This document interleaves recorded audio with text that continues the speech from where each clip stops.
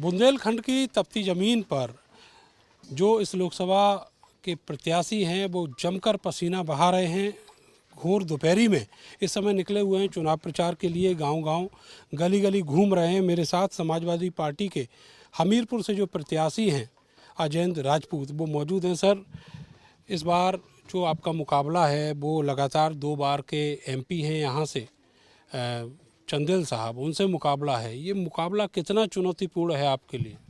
पहले तो मैं मीडिया को बहुत बहुत धन्यवाद बोलूँगा और माननीय राष्ट्रीय अध्यक्ष अखिलेश यादव जी का भी मैं बहुत बहुत धन्यवाद कि जो मुझे जनता के बीच में सेवा करने का मौका दिया है।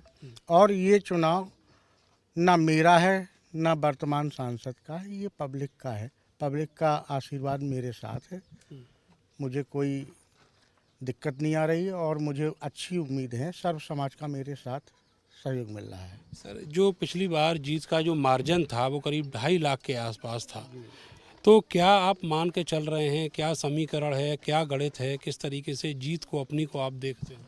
देखिए, जो पहले का समीकरण आप बता रहे, पहले जनता ने भरोसा किया था, आज जनता नकार रही है, उसका भरोसा उठ चुका है। क्योंकि किसानों के साथ जो ओलावृष्टि हुई है, आज तक ना तो उस खेत की सर्वे हुई है, ना ही मुआवजा मिला है। पढ़े लिखे लड़के नौकरी के लिए भटक रहे हैं और मजदूर वर्ग भी दिल्ली बॉम्बे के लिए पलायन कर रहा है। तो और मध्यवर्गीय व्यापारी जीएसटी से भी परेशान है।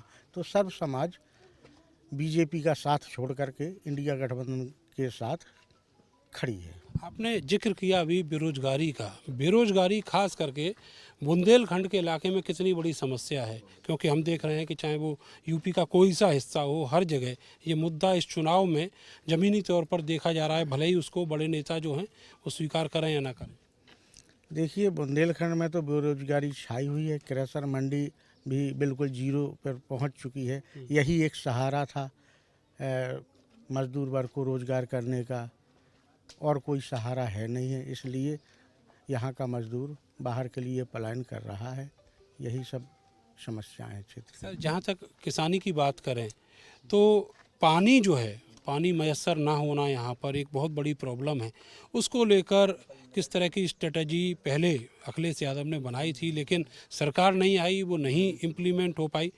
अभी आप क्या देखते हैं कि पिछले 10 साल में जो बीजेपी की केंद्र में और अभी 7 साल उत्तर प्रदेश में सरकार रही है, बुंदेलखंड में क्या हुआ और क्या चीज़ें ऐसी हैं जिनसे लोग आज भी जूझ रहे हैं?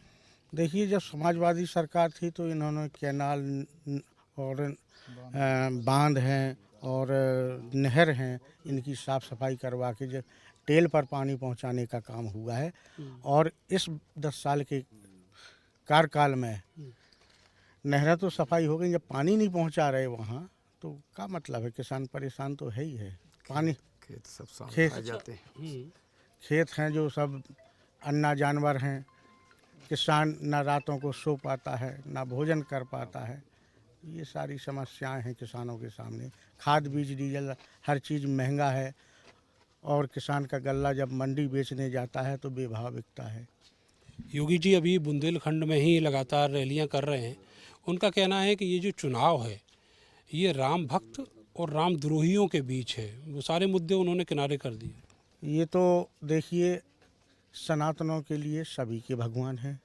ये अब सनातन को बांटने का काम शायद कर रहे हों, मुझे तो यही लग रहा है कि जो मान लो ऐसी बात कर रहे हैं, ये इनका बंटवारा करने का पुराना कि हिंदू मुस्लिम कराया, एक ये नया पैंच खेल रहे हैं। तो ऐसा कहीं कुछ नहीं है, सबके भगवान हैं और भगवान के साथ साथ अपने कर्मों पर सब लोग लगे हैं, अपने कर्म को महान मानते हैं और ऐसी कोई स्थिति नहीं है। तो ये माने कि मंगलसूत्र और जो भैंस है वो सुरक्षित है? पूरी तरह सुरक्षित है। ये तो सब पब्लिक को बहकाने के लिए कहा जाता है और ऐसा भारतीय जनता पार्टी तो झूठ पर झूठ बोलने का काम करती है। आज तक ना किसी का मंगलसूत्र ऐसी, मेरी भी 53 वर्ष की उम्र हो गई, लेकिन आप सब लोगों से कहीं से मुझे जानकारी नहीं मिली। यहाँ टप्पे चोर होते हैं शहरों में, कभी कभार हो गया होगा, लेकिन मुझे ऐसा नहीं हुआ कि अधिकांश मंगलसूत्र छीनते रहे हों और अधिकांश या छिन जाएंगे, जिस तरह की आशंका चुनावी रैलियों से बीजेपी जता रही है? नहीं, ऐसा कुछ नहीं होगा। पहले भी रामराज था, आगे भी रामराज आएगा। अच्छा, मेरा आपसे आखिरी सवाल ये है कि आप लोधी राजपूत कम्युनिटी से आते हैं और ये वोट जो है वो लगातार बल्क में जाता रहा है कई दशक से बीजेपी के लिए, और बाबू कल्याण सिंह वर्मा जो थे वो इसका प्रतिनिधित्व भी करते थे, आज वो इस संसार में नहीं है। आप क्या मान रहे हैं, समाजवादी पार्टी ने उस कम्युनिटी से आपको यहाँ प्रत्याशी बनाया है, तो आप उस वोट को कैसे अपनी ओर मोड़ पाएंगे? देखिए, राजपूतों का सम्मान पहले भी समाजवादी में था, आज भी समाजवादी पार्टी में राजपूतों का सम्मान है। बल्कि स्वर्गीय कल्याण सिंह बाबूजी को भारतीय जनता पार्टी ने निष्कासित कर दिया था। तब नेताजी, श्रद्धेय नेताजी ने उनको राज्यसभा सांसद में पहुंचाने का काम किया था। गठबंधन भी किया था लोकसभा चुनाव में। जी हाँ, गठबंधन भी किया था। तो क्या आप मान रहे हैं कि वो इम्प्रेशन है अभी भी पब्लिक के बीच में, खास करके जो लोधी राजपूत कम्युनिटी है उसके बीच में? हाँ, बिल्कुल है। राजपूत आज सब इंडिया गठबंधन के साथ हैं। उम्मीद करते हैं कि एक अच्छा चुनाव यहाँ पर देखने को मिलेगा। तो हमारे साथ थे समाजवादी पार्टी के प्रत्याशी, और वो उम्मीद जता रहे हैं कि इस बार जो इंडिया गठबंधन है वो काफ़ी आगे जाता हुआ दिखाई दे रहा है।